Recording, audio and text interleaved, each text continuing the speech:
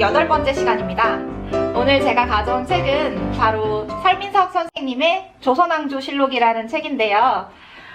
이 책은 그냥 오랜만에 역사에 대해서 궁금하게 됐어요. 학교 다닐 때 국사랑 근현대사를 선택을 했어가지고 정말 열심히 공부를 했는데, 아니 글쎄 이게 한 10년 지나니까 하나도 기억이 안 나는 거예요. 그래서 언젠가 한번 그런 갈증이 있었던 것 같아요. 다시 한번 역사를 꼭 공부를 하고 싶다. 조금 가볍게라도 전체적인 틀은 알고 있어야 하지 않을까 했는데, 딱 이 책이 그런 갈증이 있으신 분이라면 필요한 책일 것 같고요.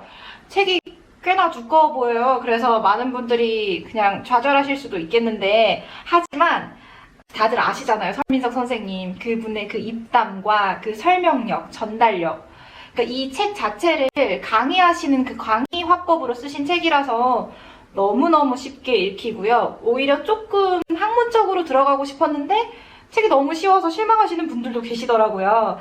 딱 지난번 그 정재승 작가님의 그 12발자국 딱 그런 책처럼 아무래도 강의를 잘하시고 설명을 잘하시는 분들이 쓰셔서 그런지 굉장히 쉽게 읽힌다는 점. 저는 지금 격리 동안 하루에 이제 3시간에서 이틀 만에 다 읽었거든요. 그러니까 두꺼운 책에 너무 두려워하지 마시고 꼭 한번 읽어보시길 바라고, 그럼 본격적으로 성긍정의 독서일기 한번 들어가 볼까요?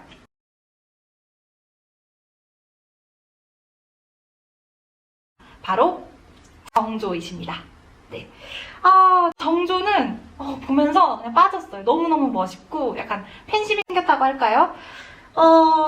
간단하게 말씀드리면 정조는 문과 무에 동시에 힘쓴 왕이세요. 보통 이제 조선 시대는 유교 중심, 성리학 중심의 사회이기 때문에 문에 치우칠 수가 있는데, 정조는 둘 다 굉장히 균형 있게 운영을 하신 거죠. 그래서 대표적인 업적으로는 규장각이라고 해서 이제 당시 그 당파에 관계없이 젊은 그 청년 학자들을 모아서 함께 공부하는 시설을 만들었는데요.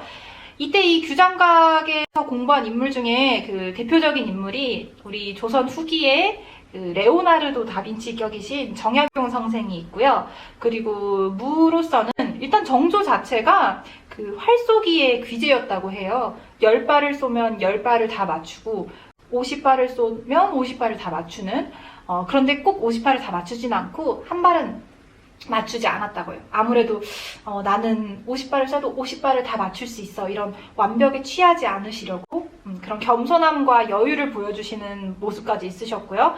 그래서 이제 또 사도세자, 정조의 아버지인 사도세자가 그 만드신 무예 신보를 바탕으로 해서 정조가 이제 무예 도보통지라는 그 오늘날로 치면 이제 군사훈련을 시킬 수 있는 교과서 같은 걸 직접 만드셔서 보급을 하셔서 이제 장용영 그 왕의 이제 친위 부대를 설치해서 이제 운영도 하셨고요. 그리고 이제 가장 또 하나 인상 깊었던 부분은 일성록이라고 해서 정조는 매일매일 일기를 쓰셨대요. 근데 이 일성록이 2011년에 유네스코 그 기록유산으로도 지정이 되는데, 내용으로는 우선 일성록이라는 그 글자 자체를 보면 매일매일 나는 반성한다라는 뜻이라고 해요. 이른바 이제 왕이 매일 반성문을 쓰신 거죠.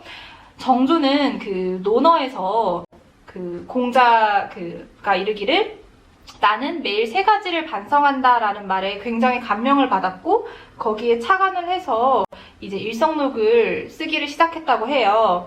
그 유명한 대사 있잖아요. 나는 사도세자의 아들이다. 이게 뭐 실록에도 나오는 얘기인데 그 바로 일성록에 등장하는 얘기고요. 저는 여기서 이제 놀랐던 점은 바로 그거예요. 저도 일기를 대학생 때부터 이제 거의 매일 쓰려고 노력하고 있고, 저는 이제 긍정의 힘을 좋아해서 이제 그 긍정의 힘을 착안을 해서 이제 긍정일기라고 일기장 제목을 붙이고, 때로는 감사일기, 긍정일기 이렇게 번갈아 가면서 쓰고 있어요.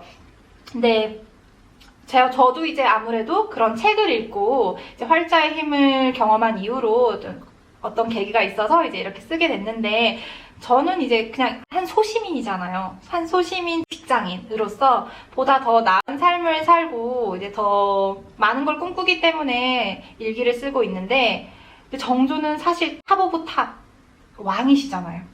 제가 생각할 때는 이 27분 그 조선 전체를 통틀어서도 왕 중의 왕이 정조라고 생각하시는데, 그럼에도 불구하고 항상 자신을 낮추시고 또 본인 스스로 본인을 점검하는 시간을 매일매일 가지시면서 반성했다는 점이 너무너무 멋있고 본받을만 하지 않나, 오늘날에도 본받을만 하지 않나 싶고요.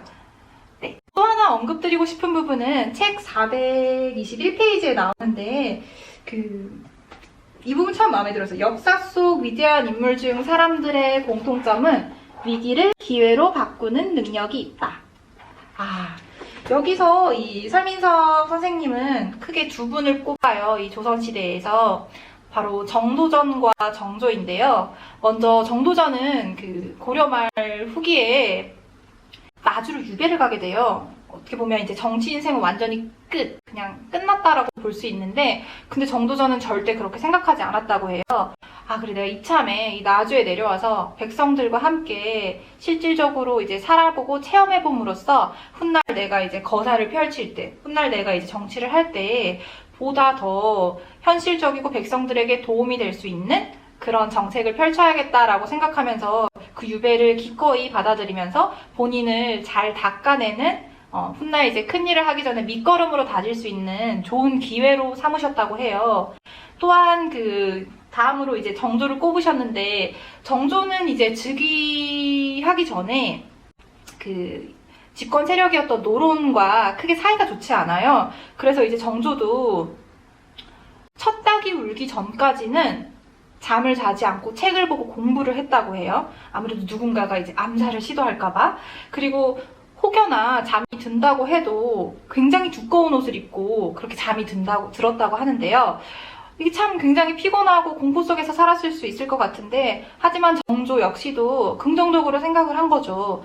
이를 통해서 내가 보다 나를 더 갈고 닦을 수 있고, 훗날 내가 이제 왕이 되었을 때 더 내공이 꽉 찬 그런 왕이 되지 않았을까라고 생각을 하면서 이제 그 시간들을 잘 이겨냈다고 하는데요. 그래서 이제 실제로 이제 조선 후기에 어떻게 보면 조선의 전성기를 정조가 맞이했다라고도 볼 수 있고요. 네, 이 부분을 보면서 제가 느낀 점은, 과연 그들이 처한 위기가 지금 오늘날의 우리가 처한 위기와 무엇이 다를까인데요. 우리 모두 위기잖아요. 저 같은 경우는 이제 한 달 정도 아예 밖을 나가지를 못하고 이제 격리가 되어 있는 케이스인데, 이제 이 촬영날 기준으로 어제부터 이제 조금씩 나갈 수 있게 됐고요. 그럼에도 불구하고 이제 다들 조심하니까 좀 자제를 하고 있어요. 근데 이제 이 시기를 두고 마냥 부정적으로 이제 돈도 못 벌고 나가지도 못하고 이걸 어떡하냐, 이렇게 마냥 그냥 부정적으로만 생각하고 그냥 집에서 늘어져 있다기보다는, 한편으로는 제가 이제 더 많이 책도 읽을 수 있고, 그동안 하지 못했던 공부도 할 수 있고, 또 소통하지 못했던 사람들과 더 많이 얘기를 나눌 수도 있는 거고요. 또 저 같은 경우에는 이제 운이 좋게도 이제 제가 좋아하는 이제 영국이나 호주에서 온 룸메이트가 있어가지고 그 친구들이랑 더 가까워지면서 영어 공부도 더 많이 할 수 있게 됐어요. 새로운 친구를 얻으면서 기존에 그냥 제가 일하면서 그냥 여기서 생활하면서 일하면서 했을 때는 얻지 못했을 것들도 많이 얻고 많이 배웠거든요. 그래서 또 이 시기도, 그러니까 이 상황은 빨리 정리되는 게 맞지만, 하지만 어차피 이 상황 속에 처해졌다면 또 이걸 어떻게 활용해서 마치 이제 정도전과 정조처럼 훗날에 제가 또 어떤 그런 좋은 기회와 또 큰 일이 찾아올지 모르잖아요. 훗날 내가 사회에 나갔을 때 보다 더 내공이 꽉 차고 또 보다 더 준비된 인재로 나갈 수 있고, 한 단계 이제 나를 발전시킬 수 있는 계기가 될 수도 있겠다라는 생각을 하게 됐거든요. 그래서 또 이 부분이 유독 와닿았던 것 같고요. 또 물론 이제 제가 또 성긍정이니까 설민석 선생님도 그렇게 여기 써놓으셨어요. 하지만 이사는 이런 상황을 도리어 긍정적으로 생각합니다. 긍정적. 네. 그래서 이 부분도 꼭 한번 언급을 드리면서, 이제 저처럼 격리 생활을 하시거나 아니면 또 다들 이제 아무래도 조심하시느라 집에만 머무르시는 분이 있으시다면 또 이 부분이 또 큰 도움이 되실 것 같아서 꼭 한번 언급 드리고요. 네, 이외에도 정조라고 하면 그 수원 화성 건립이 대표적인 업적이잖아요. 근데 거기서 이제 거중기도 나오고 뭐 많은 업적들이 나오는데 저는 거기서 가장 인상 깊었던 부분은 정조가 그 당시에는 이제 백성들 요역이라고 해서 국가의 큰 행사나 또 이런 큰 일들이 있을 때 국민들, 백성들의 노동력을 무상으로 쓸 수 있었는데 하지만 그 수원 화성 건립의 뭐라고 해야 되죠? 동원이 된 그런 백성들을 무상으로 쓰지 않고 임금을 지불을 했다고 해요. 그래서 저는 이 점이 너무 멋있고 너무 마음에 드는 거예요. 노동에 대해서 마땅히 이제 대가를 지불하는, 오늘날로 치면 되게 착한 사장님이시잖아요.